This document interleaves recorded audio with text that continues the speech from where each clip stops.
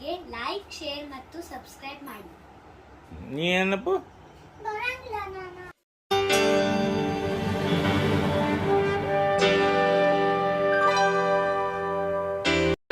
ನಗು ನಗುತ್ತಾ ನಲಿ ನಲಿ ಏನೇ ಆಗಲಿ ಯಾರ್ತಿಲ್ಲ ಬೈನಿ ಬಿಂಡಿ ಮುಗಿ ಇದು ಅದೇ ಕೇವಿಕೆದ ಹಿಂದಿ ಕೇವಿಕೆದ ಒಂದು ಟೈಕೋಡೋರು ಮೈಟ್ರೋಜಾಮು ಪಿ ಎಸ್ ಸಿ ಬಿ ಯಾವುದು ಹಾಕೋದು ಇದಕ್ಕಿತ್ತು ಎಂಟ್ರಿ ಸಾತಾರೆ ಗೊಬ್ಬರ ಎಂಟ್ರಿ ಸಾದ್ಬೇಕ್ರೆ ಅಲ್ಲಿಂದ ಇದು ಅದು ನಾವು ನಿಂಬಿಗೆ ಹಾಕ್ತೇವೆ ರೀ ಎಲ್ಲನೂ ಹಾಕ್ತೇವೆ ಇದು ಎಲ್ಲ ಹಾಕ್ತೇವೆ ಸರ್.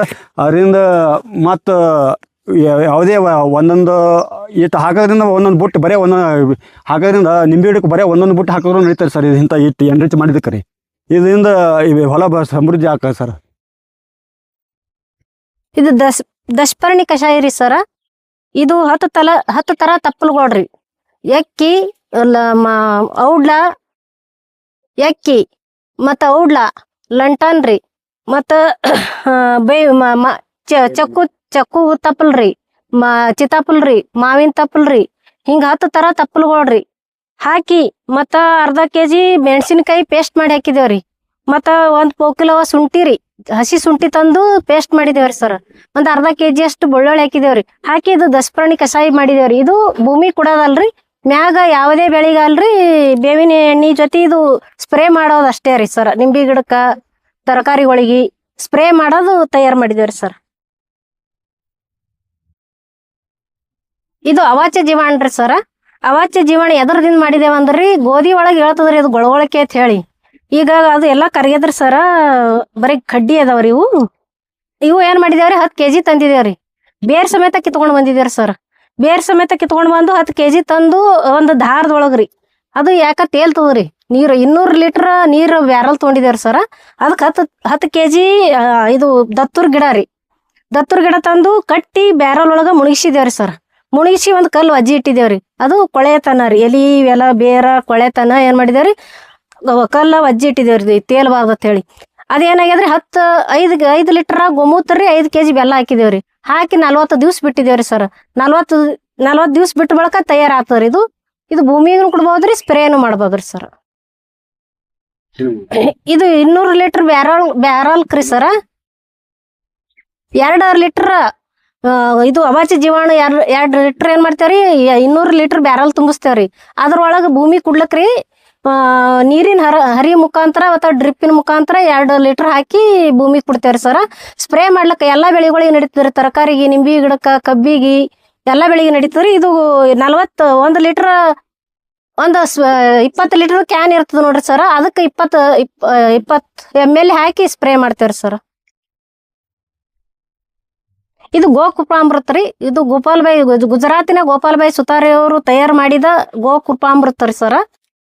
ಇದು ನಮಗ್ ಫಸ್ಟ್ 5-6 ವರ್ಷ ಆಯ್ತ್ರಿ ನಾವು ತಯಾರಿಸ್ಲಿಕತ್ತಿದೇವ್ರಿ. ಫಸ್ಟ್ ಎಲ್ಲಿ ಬಾಗೇವಾಡಿ ತಾಲೂಕು ಹೋಗಿ ನಮ್ಮ ಮನಿಯೊಳಗೆ ತಂದ್ರಿ. ಇದು ತಂದು ನಾವು ಇನ್ನ ಇಲ್ಲಿ ಎಲ್ಲಿ ಸಿಗ್ತಿದಿಲ್ರಿ ಸರ್, ಆ ಎಳೆಗೆ ನಾವು ತಯಾರು ಮಾಡಿದೇವ್ರಿ. ಇದು ಫಸ್ಟ್ ಟೈಮ್ ಬಾಗೇವಾಡಿ ತಾಲೂಕದಾಗ ಒಬ್ರು ತಂದ್ರಿ. ಅಲ್ಲಿ ಹೋಗಿ 1 ಲೀಟರ್ ತಂದೇವ್ರಿ. 1 ಲೀಟರ್ ತಂದು 200 ಲೀಟರ್ ಬ್ಯಾರಲ್ ಒಳಗ್ರಿ 1 ಲೀಟರ್ ಹಾಕ್ದೇವ್ರಿ. 200 ಲೀಟರ್ ಬ್ಯಾರಲ್ ತುಂಬಿಸ್ದೇವ್ರಿ. ಅದಕ್ಕೆ 2 kg ಬೆಲ್ರಿ 2 ಲೀಟರ್ ತಾಜಾ ಮಜ್ಜಿಗೆ ಹಾಕ್ಬೇಕ್ರಿ ಸರ್. ಇದು ಗೋಕೃಪಾಮೃತ ರೀ. ಇದು ಬೆಳೆಗಳಿಗೆ ಸ್ಪ್ರೇನು ಬರ್ತದ್ರಿ, ಭೂಮಿ ಕುಡೋದನು ಬರ್ತದ್ರಿ ಸರ್. ಇದು ಸೋಯಾಬೀನ್ ಪೊಟ್ಯಾಸ್ ರೀ ಸರ. ಸೋಯಾಬೀನ್ ಪೊಟ್ಯಾಸ್ ಏನ್ ಮಾಡಿದೇವ್ರಿ 2 kg ತಂದಿದೇವ್ರಿ. 2 kg ತಂದು 24 ಗಂಟೆ ನೆನೆಸಿದೇವ್ರಿ ಸರ. 24 ಗಂಟೆ ನೆನೆಸಿ ರುಬ್ಬಿದೇವ್ರಿ ಸರ್. ರುಬ್ಬಿ ಪೇಸ್ಟ್ ಮಾಡಿದೇವ್ರಿ. ಪೇಸ್ಟ್ ಮಾಡಿ 200 ಲೀಟರ್ ನೀರಿನೊಳಗೆ ಹಾಕಿದೇವ್ರಿ ಸರ್. ಅದಕ್ಕೆ 4 kg ಬೆಲ್ರಿ 4 ಲೀಟರ್ ಗೋಮೂತ್ರ ರೀ ಹಾಕಿ ಇದು 40 ದಿವ್ಸ ಬಿಟ್ಟಿದೇವ್ರಿ ಸರ್. 40 ದಿವ್ಸ ಬಿಟ್ಟಿದೇವ್ರಿ. ಇದು ಸ್ಪ್ರೇಕ್ನು ಬರ್ತದ್ರಿ, ಭೂಮಿ ಕುಡಲಕ್ರು ಭೂಮಿ ಕುಡ್ಲಕ್ಕ 2 ಲೀಟರ್ ಹಾಕ್ತೇವ್ರಿ. ಮತ್ತು ಸ್ಪ್ರೇಕ್ 40 ml ಹಾಕ್ತೇವ್ರಿ. ನಿಂಬೆ ಗಿಡಕ್ಕ ಮತ್ತು ಎಲ್ಲ ತರಕಾರಿ ಬೆಳೆಗಳಿಗೆ ಎಲ್ಲದಕ್ಕೂ ಬರ್ತದ್ರಿ ಸರ. ಇದು ಪೊಟ್ಯಾಸ್ ರೀ ಸರ. ನಾವು ಬಾಳೆಹಣ್ಣು ಪೊಟ್ಯಾಸ್ನು ಮಾಡಿದೇವ್ರಿ, ಬಿಲ್ವ ರಸಾಯನ ಮಾಡಿದೇವ್ರಿ, ಮತ್ತು ಬೊಯ್ಯಾಚಾರನು ಮಾಡಿದೇವ್ರಿ. ಈ ತರನಾಗಿ ಆ ಪೊಟ್ಯಾಸ್ನು ಎಲ್ಲಾ ತರ ಪೊಟ್ಯಾಸ್ ಮಾಡಿದೇವ್ರಿ. ಈ ತರನು ಇದನ್ನು ಒಂದ್ ತರ ಮಾಡಿ ನೋಡ್ಬೇಕಂತ ಹೇಳಿ ಈ ಸೋಯಾಬೀನ್ ಪೊಟ್ಯಾಸ್ನು ಮಾಡಿದೇವ್ರಿ ಸರ್. ಇದ್ರ ರಿಸಲ್ಟ್ ಚಲೋ ಬಂದದ್ರಿ ಸರ್. ಸರ್ ಇದು OWC ಅಂತ ಬರ್ತಾರೆ ಸರ್. ಇದು ಕಿಶನ್ ಚಂದ್ರದಿಂದ ಇದು ಲಿಕ್ವಿಡ್ದಾಗ ಬರ್ತದ್ರ, ಒಂದು ಘನದ ಪೌಡರ್ ರೂಪದಾಗ ಬರ್ತಾರೆ ಸರ್. ಅದು 150 ರೂಪಾಯಿ ಒಂದು ಪೌಚ್ ಕೊಡ್ತಾರೆ ಸರ್. ಆ ಪೌಚ್ ತಂದು ಮೊದಲ 100 ಲೀಟರ್ ಮಾಡ್ಕೊಳ್ಬೇಕು. ಅದ್ರ ತಕ್ಕಂತೆ 2 ಕಿಲೋ ಬೆಲ್ಲ ಹಾಕೋಬೇಕ್ರಿ ಸರ್. ಅದನ್ನು ಆರ್ಗಾನಿಕ್ ಬೆಲ್ಲ ಹಾಕೋಬೇಕ್ರಿ ಸರ್. ಏಟು ತುಂಬ್ಕೊಂಡಿದ್ದಾರೆ, ಒಂದು 100 ಲೀಟ್ರ್ 200 ಲೀಟ್ರ್ ತುಂಬ್ಕೊಂಡಿದ್ದಾರೆ ಸರ್. ಅಲ್ಲಿಂದ ಅದು ಅಷ್ಟೇ ಬಿಟ್ಟಕ್ಕಿಂದ್ರೆ ಅದೇ ಇದು ಹೆಚ್ಚುವರಿ ಮಾಡ್ಕೊಂಡ್ರಿ ಸರ್. ಒಂದು ಸಿಂಟೆಕ್ಸ್ ಮಾಡ್ಕೊಂಡ್ರಿ ಸರ್. ಅದಕ್ಕೆ ಮತ್ತೆ 5 ಕಿಲೋ ಬೆಲ್ಲ ಹಾಕೊಂಡ್ರಿ ಸರ್. ಹಾಕೊಂಡು ಇದರಿಂದ ಏನು ರೈತರಿಗೆ ಏನು ಲಾಭ ಅಂದ್ರೆ ಸರ್, ನಾವು ಯಾವುದೇ ಡ್ರಿಪ್ಪಿಗೆ ಬಿಟ್ಟೆ ಅಂದ್ರೆ ಭೂಮಿ ಟಿಪ್ಪಿಗೆ ಬಿಟ್ಟೆ ಅಂದ್ರೆ ಇದು ಖಾತ ಜಲ್ದಿ ಕಳೀತಾರೆ ಸರ್. ಪರ್ಮೆಂಟಸ್ ಆಗಿ ಜಲ್ದಿ ಕಳೀತದೆ ರೀ. ಕಳೆಯೋದ್ರಿಂದ ಭೂಮಿ ಜೀವಾಣುಗಳು ಜಾಸ್ತಿ, ಎರೆಹುಳು ಜಾಸ್ತಿ ಆಗ್ತದೆ ಸರ್. ನಮ್ಮದೇ ಆದಂಥ ಖರ್ಚು ಕಮ್ಮಿ, ಇದರಿಂದ ಖರ್ಚು ಕಮ್ಮಿ ಆಗ್ತದೆ ಸರ್. ಅದರಿಂದ ಎಷ್ಟೋ ಜೀವನಗಳು ಅಭಿವೃದ್ಧಿ ಆಗಿ ನಾನು ಲೈವ್ ಮಂಚಿಂಗ್ ನೋಡಿದ್ದೇವೆ ನಾವು. ಎರೆಹುಳ ಜಾಸ್ತಿ ಆಗ್ತವೆ ಸರ್ ಇದರಿಂದ. ಇದು ಅಲ್ಲಿಂದ ಅಲ್ಲಿ ಚಿಡಿಯೋದು ಸರ್. ಬರ್ರಿ ಸರ್. ಇದು ಇನ್ನೊಂದು ಪ್ರೊಸೀಜರ್ ಏನಂದ್ರೆ ಇದು ಹ್ಯಾಂಗೆ ಏನೇನು ಹಾಕಿ ತುಂಬಿಸಿದೆ ಅಂದ್ರೆ ಅದೊಂದು ಪ್ರೊಸೀಜರ್ ಹೇಳ್ಬೇಕು ಸರ್. ಅದು ಇದು 100 ರಿಂದ 200 ಕಿಲೋ ಆಕಳ ಸೆಗಣಿ ರೀ ಸರ. ಒಂದು 50 ಲೀಟ್ರ್ ಆಕಳ ಮೂತ್ರ ಸರ. 20 ಲೀಟ್ರ್ ಆಕಳ ಇದೇ ನಮ್ಮದೇ ಮಜ್ಜಿಗೆ ರೀ ಸರ. ಒಂದು 10 ಕಿಲೋ ಬೆಲ್ಲ ರೀ. ಅದೇ ಒಂದು 20 ಕಿಲೋ ಆಕಳ ಇದು ಇದು ಅಕ್ಕಿ ಗಂಜಿ ರೀ ಸರ. ಅಕ್ಕಿ ಗಂಜಿ ಸಿಗಲ್ಲ ಸರ್. ಅಕ್ಕಿ ಅದೇ ಕುದಿಸಿಕಿದ್ರೆ ಒಂದು 20 ಕಿಲೋ ತನಕ ಕುದಿಸ್ರಿ. ಅಕ್ಕಿ ಲಿಕ್ವಿಡ್ ಮಾಡ್ಕಿಂದ್ರೆ ಇದರ ಅಕ್ಕಿ ಹಾಕಿ ಸರ ಭರ್ತಿ ಮಾಡಿದ್ದಾರೆ ಸರ್. ಇದರಿಂದ ಜೀವಾಮೃತಕ್ಕಿಂತ ಉತ್ಕೃಷ್ಟವಾಗಿ ಲಿಕ್ವಿಡ್ ಗೊಬ್ಬರ ತಯಾರಾಗಿ ಹೊರಗೆ ಬರ್ತಾರೆ ಸರಿ. ನೋಡ್ರಿ, ಇದು ಲಕ್ಕಿ ಅತ್ತಾರ್ರಿ. ಇದು ಯಾಕೆ ರೈತ ಬಂದಾಗ ತೋರಿಸ್ಕೊಳ್ತೀನಿ ಅಂದ್ರೆ, ಇದಕ್ಕೆ ಇದು ಕೊನೆ ಹತ್ತೇವೆ ನೋಡ್ರಿ. ಕೊನೆ ಅಕ್ಕಿ ಇದು ಕೊನೆಯ ಹೊಲದು ಮಾತಾರ. ಇದು ರೈತರಿಗೆ ಗೊತ್ತಾಗಲ್ಲ. ಇದು ಕೊನೆ ಇದು ವೈದ್ಯಕೀಯ ಬಾಂಧದಾಗ ಒಕ್ಕಾಡ್ತಾರೆ. ಇದು ಇದ್ರಾಗ ನೋಡ್ರಿ ಫಾಸ್ಫರಸ್ ಇರ್ತಾರೆ. ಇದ್ರಾಗ ಅಂಶ ರಿಚ್ ಫಾಸ್ಫರಸ್ ಇರ್ತಾರೆ. ಇದು ಫಾಸ್ಫರಸ್ DAP ಫಾಸ್ಫರಸ್ ಅಂದ್ರೆ DAP ಕೊಂಡ ಥರದ ಇದೇ ನಾವು ಬಾಂಧದ ನಮ್ಮದೇ ಅಂತ ಲಿಕ್ವಿಡ್ ಏನಾದರೂ ಬಾಡದಾಗ ಇದು ಅಂದ್ರಿ. ಇದಕ್ಕೇನಾದ್ರೆ ನಾಯಿ ಶೇಂಗಾ ಆಗ್ತೇವ್ರಿ ನಮ್ಮ ಕಡ್ರಿ. ನಾಯಿ ಶೇಂಗಾ ಅಂದ್ರೆ ಇದ್ರಾಗ ಯೂರಿಯಾ ಕಂಟೆಂಟ್ಸ್ ಇರ್ತಾರೆ. ಇದನ್ನು ನಾವು ಬಾರ್ಡರ್ದಾಗ ನಾವು ಏನೂ ಮಾಡಲ್ರಿ. ನಾವು ಸುಡಲ್ಲ, ಏನು ಮಾಡಲ್ಲ, ಹುಲ್ಲಿನ ಎಣ್ಣೆ ಹೊಡೆಯಲ್ಲ, ಏನು ಮಾಡಲ್ಲ. ಇದನ್ನು ಎಷ್ಟು ಹೇಳ್ತಾ ಅಟ್ಟು ಕಿತ್ಕೊಂಡು ಬಂದಕ್ಕೆ ಹಿಂಗೆ ಸ್ಟಾಕ್ ಮಾಡ್ತೀನಿ ರೀ. ಇದಕ್ಕೆ ಏನಂತಾರೆ, ಇದು ಲಂಟಾನ ಅಂತಾರೆ ರೀ. ಇದು ಲಂಟಾನ ರೀ. ಲಂಟಾನ ಇದು ನಮ್ಮದೇ ಆದಂಥವು ಎಲ್ಲ ಹಿಂದಿಂತ ಚಕ್ಕು, ಸೀತಾಫಲ ಇಂಥವು ಎಲ್ಲ ಇನ್ನಿತರ 10 ಥರ ತಪ್ಪಲ್ಲ. ಅವ್ದು ತಮ್ಮದೇ ಆದಂಥ ತಂದೆದಂಥ ಅಂಶದಾಗಿ ಮೈಕ್ರೋ ನ್ಯೂಟ್ರಿಯೆಂಟ್ಸ್ ಇರ್ತಾವೆ ರೀ. ಇದನ್ನು ಎಲ್ಲನೂ ಸ್ಟಾಕ್ ಮಾಡಿ ಇಂಥವು ಏನಿಲ್ಲ ಒಂದು 10-20 ಇದು ಕಿಲೋ ಇದು ಮಾಡಿ ನಾವು ಇಲ್ಲಿ ಅದ ನೋಡ್ರಿ. ಇಲ್ಲಿ ಹಾಕಿ ನೋಡ್ರಿ. ಈಗಾಗಲೇ ರೈತ ಬಂದವ್ರಿಗೆ ನೋಡ್ಬೋದು, ಲೈವ್ ಆಗಿ ನೋಡ್ಬೋದು. ಇದು ಹೆಂಗೆ ನೋಡಿ ಕರಿಗೆ ಹೆಂಗೆ ಇದು ಇಂಥದ್ದು ಇದು ತುಂಬಿತ್ರಿ ಪೂರ್ತಿ. ಈ ಟೈಪ್ ಇದೆಲ್ಲ ತುಂಬಿ ಈ ನಮ್ಮನ್ನ ಚೀಲದಾಗ ಹಾಕಿ ಹಿಂಗೆ ಒಕ್ಕಟ್ಬೋದು ರೀ. ಒಕ್ಕಟಿ ಅದಂತ ಎಲ್ಲ ಸತ್ವಾದ ಲಿಕ್ವಿಡ್ ಏನೇ ಅಲ್ಲಿ ಯೂರಿಯಾದ ಕಂಟೆಂಟ್ಸ್ ಅಲ್ಲಿ DAP ಕಂಟೆಂಟ್ಸ್ ಅಲ್ಲಿ ಎಲ್ಲ ಇದ್ರಾಗ ಸ್ಟಾಕ್ ಆಗಿದ್ರಪ್ಲೆ ನಾವು ಲೈವ್ ಆಗಿ ಇದು ಇನ್ಶೂರೆನ್ಸ್ ಮುಖಾಂತರ ತೊಗೋಬೋದು ರೀ. ಓಕೆ, ಇದು ನೋಡ್ರಿ. ನಾವು ಇಲ್ಲೇ ನಮ್ಮ ಹೊಲದ ಅಕ್ಕಪಕ್ಕದಲ್ಲಿ ಸ್ವಲ್ಪ ಸೋಮು ಬಿರಾದರ್ ಅಂತ ಅವರು ಆಕಳ ಕರ ತಿರ್ಕೊಂಡಿರ್ತೀರಿ. ನಿನ್ನೆ ಅವರು ಗೋನಂಜಲ ಮಾಡಿದ ನೋಡಿ ಒಂದು ಫೋನ್ ಮಾಡಿದ್ರಿ. ಅವ್ರ ಪರಿಚಯದವ್ರು ರೀ ನಮಗೆ. ಅದು ಹಿಂಗೆ ರೀ ಸರ್ ತಿರ್ಕೊಂಡದ, ನೀವು ಹ್ಯಾಂಗೆ ಮಾಡ್ತೀರಿ ನೀವು? ಹ್ಞೂ ಮಾಡಪ್ಪ, ಮಾಡ್ತೀನಿ. ಸ್ವಲ್ಪ ಲೇಬರ್ ನಿಂದು ಚಾಟಿನ ಇತ್ತು, ಚಾಟಿನಾಗನೇ 2ಕ್ಕೆ ಬರ್ತೀನಿ ತಂದೆ. ತಂದು ಇವತ್ತು ಗೋನಂಜಲ ಮಾಡ್ತಿರೋದು. ಇದು ಏನಿಲ್ಲ ಒಂದು 20-25 ಕಿಲೋ ಕರ ಅದ ರೀ. ಇದು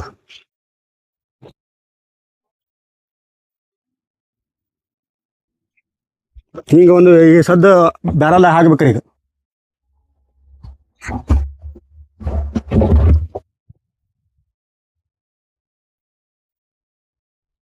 ಅದರ ತುಕ್ಕಿಗೆ ತಕ್ಕಂಥ ಒಂದು 20 ರಿಂದ 30 ಕಿಲೋ ಆಕಳ ನಮ್ಮದೇ ಆದಂಥ ಜವಾರಿ ಆಕಳ ಹೆಂಡಿ ಇದೆ ರೀ.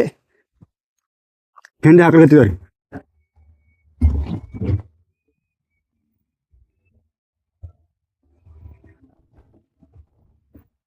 ಆ ತೂಕದಂತೆ 20 ಕಿಲೋ ಹೆಂಡಿ ಹಾಕೋದಾಯ್ತು. ನಮ್ಮದೇ ಆಕಳದ ಇದು ತಾಜಾ ಮಜ್ಜಿಗೆ, ಇದು ಗೋಮೂತ್ರ ರೀ.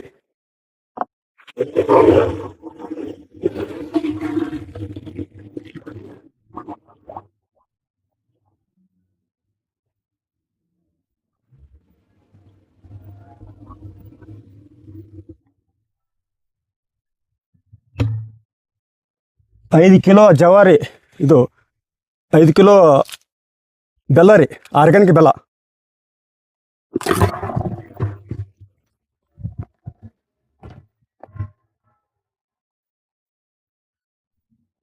ಐದು ಕಿಲೋ ಪಪ್ಪಾಯಿ ರೀ.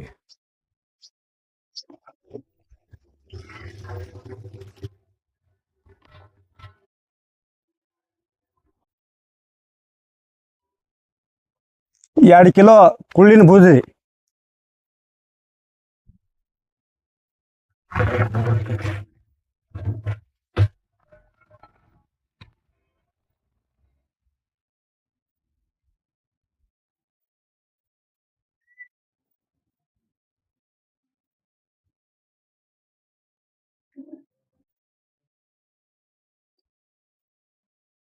ಹದಿನೈದರಿಂದ 20 ಲೀಟ್ರ್ ಮಜ್ಜಿಗೆ ರೀ.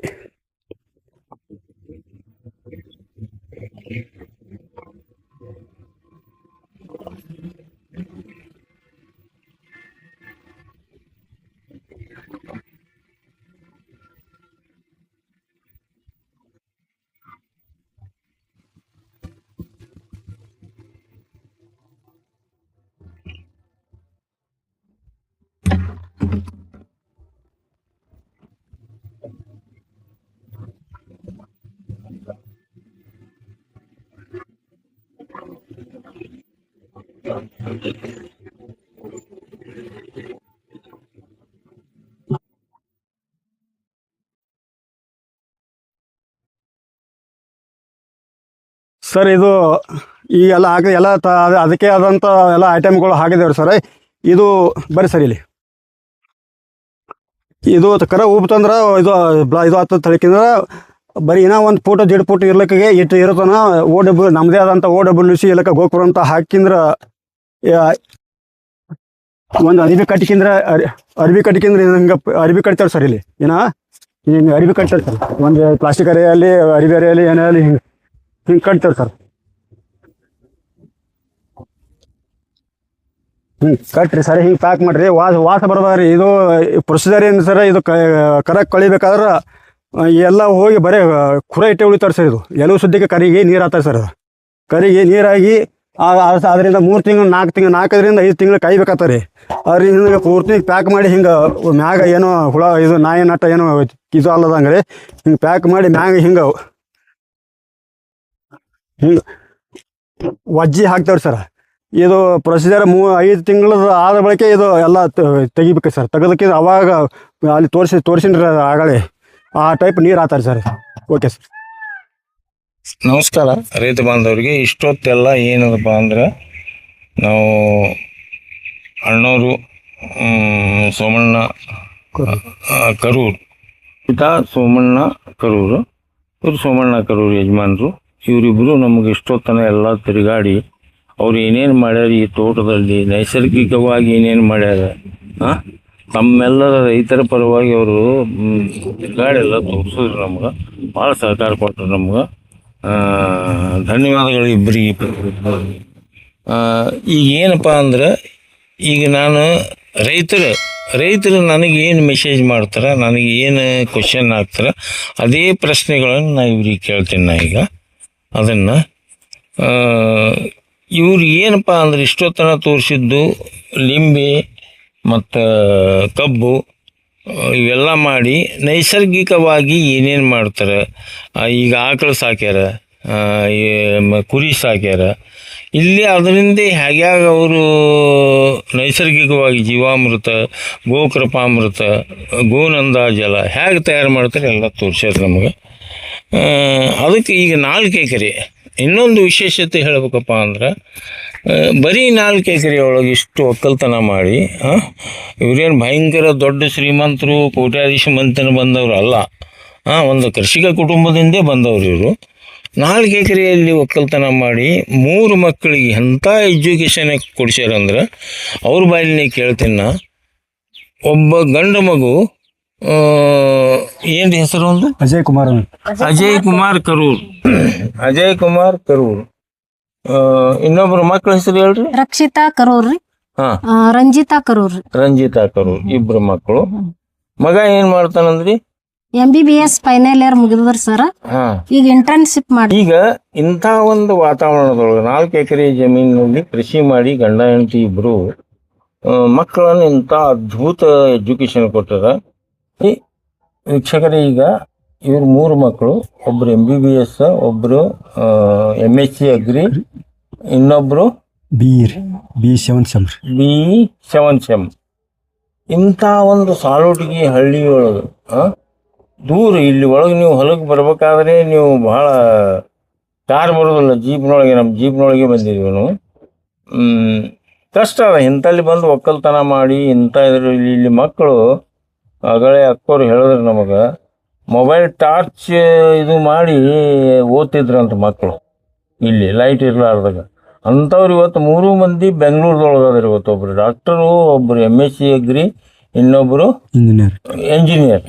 ಹಾಂ, ಎಂಥ ಅದ್ಭುತ ನೋಡ್ರಿ ಅದು. ಈಗ ಮತ್ತು ಈ ಇನ್ನೊಂದು ವಿಶೇಷತೆ ಹೇಳಿದ್ರು, ಡೊನೇಷನ್ ಕೊಟ್ಟಿಲ್ಲ 3 ಮಕ್ಕಳಿಗೆ, ಯಾವುದೇ ಡೊನೇಷನ್ ಇಲ್ಲ, ಎಲ್ಲ ಗೌರ್ಮೆಂಟ್ ಫೀ ಮೇಲೆ ಹೋಗಿದ್ದಾರೆ.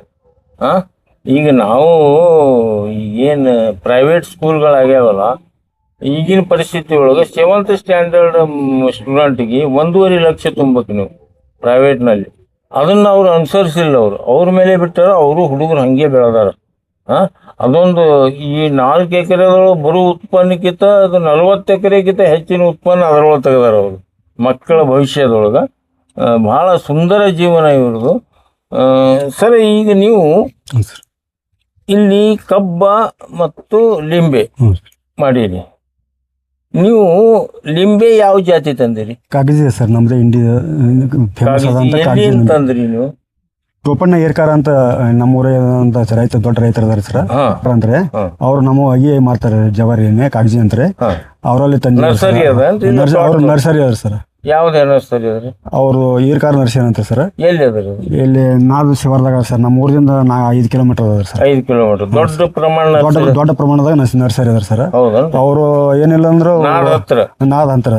ನಾದ ಇನ್ನ 3 ಕಿಲೋಮೀಟರ್ ನಮ್ ಸಲುಟಿಗೆ ರೀ. ಅಲ್ಲಿ ಹೋಗಿ ಆಸಿ ತೊಗೊಂಡಾರ ಸರ್ ಈರ್ಕಾರ ದೊಡ್ಡ ಪ್ರಮಾಣ ನರ್ಸರಿ ಸರ್.